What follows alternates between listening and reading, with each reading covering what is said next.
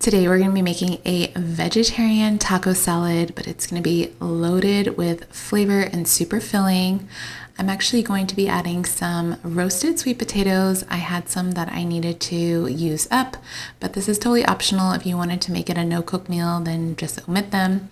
But I love adding some type of roasted component. Even when they're served cold, it's still delicious. You can do the same method for regular potatoes as well. Just make sure you dice them into even pieces and place them on a baking sheet. I'm drizzling some olive oil and then I'm seasoning them generously with some salt, pepper, and a little bit of paprika, but feel free to add any type of seasoning or herbs that you like. It just really brings out the flavor of any type of roasted vegetable. I'm gonna roast these at 375 degrees for about 15 to 20 minutes until they get nice and soft. Like I said, if you wanted to keep it a no-cook meal, then just omit that.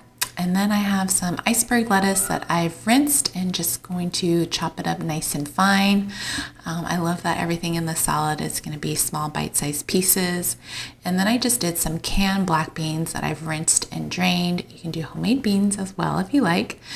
The roasted sweet potatoes are done, so these are still a little bit warm, but you can also serve these cold as well. Then I just got some store-bought pico de gallo. Super easy. You don't need to chop up any tomatoes or onions. And I love these jicama sticks that I get from Trader Joe's.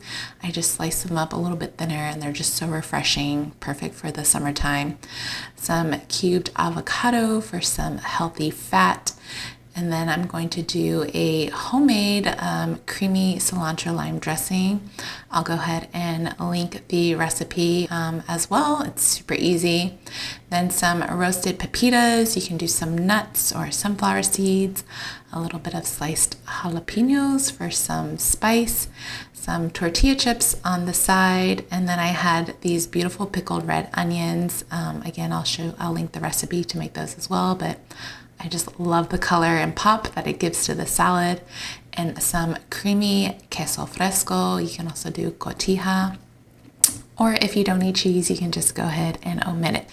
And the salad is so filling, yet refreshing and light. And I can tell you that I will be eating this all summer long.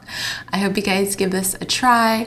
Don't forget to subscribe to my channel, and I'll see you guys next time. Bye.